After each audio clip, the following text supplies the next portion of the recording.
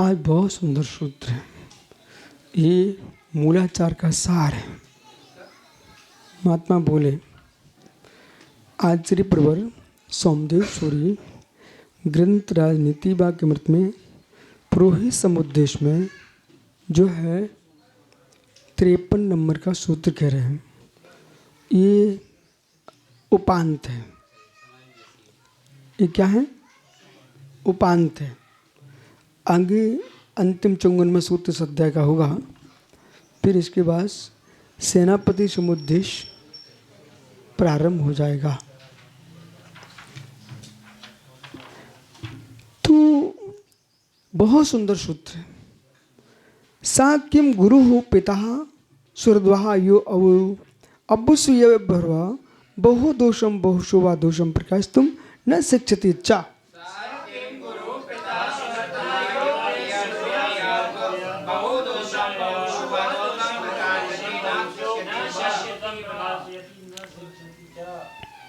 इस बात को समझना चाहिए और देश को समझना चाहिए।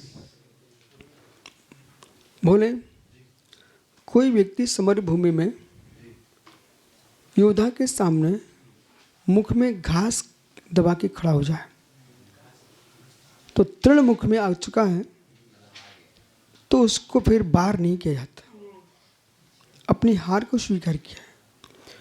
कोई व्यक्ति आपसे क्षमा मांग लेता है तो उसको बार बार परेशान नहीं करना चाहिए, उसको क्षमा कर देना चाहिए। उस बात को बार बार आप करेंगे ना तो तुमको संक्लिष्टता मिलेगी और सुपर को कष्ट मिलेगा। ठीक है? इसलिए विषय को विराम देना अनिवार्य है।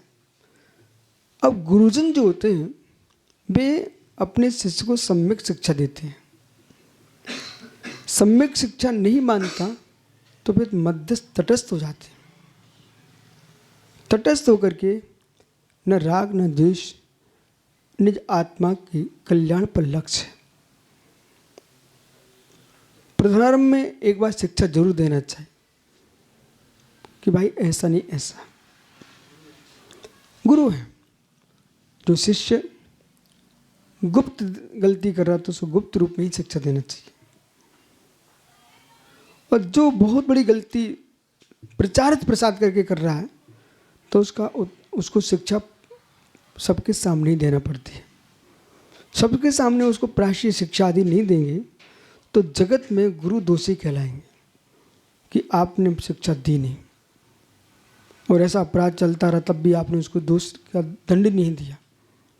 इसलिए गुरुजनों को इस नीति के अनुसार उनको सामूहिक उपदेश देना पड़ता है, एक पक्ष। अब दूसरे पक्षी को चल रहे हैं, सा किम गुरु पिता। अब यहां दो को लेकर चलना, वो गुरु कैसा पिता कैसा। पिता बोले कौन? अतः सुहृदवा मित्र। गुरु, पिता, मित्र, ये तीन के पास व्यक्ति अपनी सब बात बोल देता है। बालक पिता के सामने बोलता है, शिष्य गुरु के सामने बोलता है, मित्र मित्र के सामने बोलता है। इन तीनों का पेट बहुत गहरा होना चाहिए। मित्र का, शिष्य का, मित्र का, पिता का, गुरु का, इन तीन के पेट बहुत गहरे होना चाहिए। गहरे का मतलब बात को पचाना आना चाहिए। बात को पचाना आना चाहिए। जो तुम पर विश्वास कर रहा है उसके विश्वास का विघात नहीं होना चाहिए। तो यो मित्र, अब यहां कह रहे हैं यो सुरद्वा यो अभुदेश असूय अभर्वा। तो निंद हो शत्रु सदृश, जो कि ईर्षा अवश्य, वो शत्रु के समान है गुरु, वो शत्रु के समान है पिता, वो शत्रु के समान है मित्र।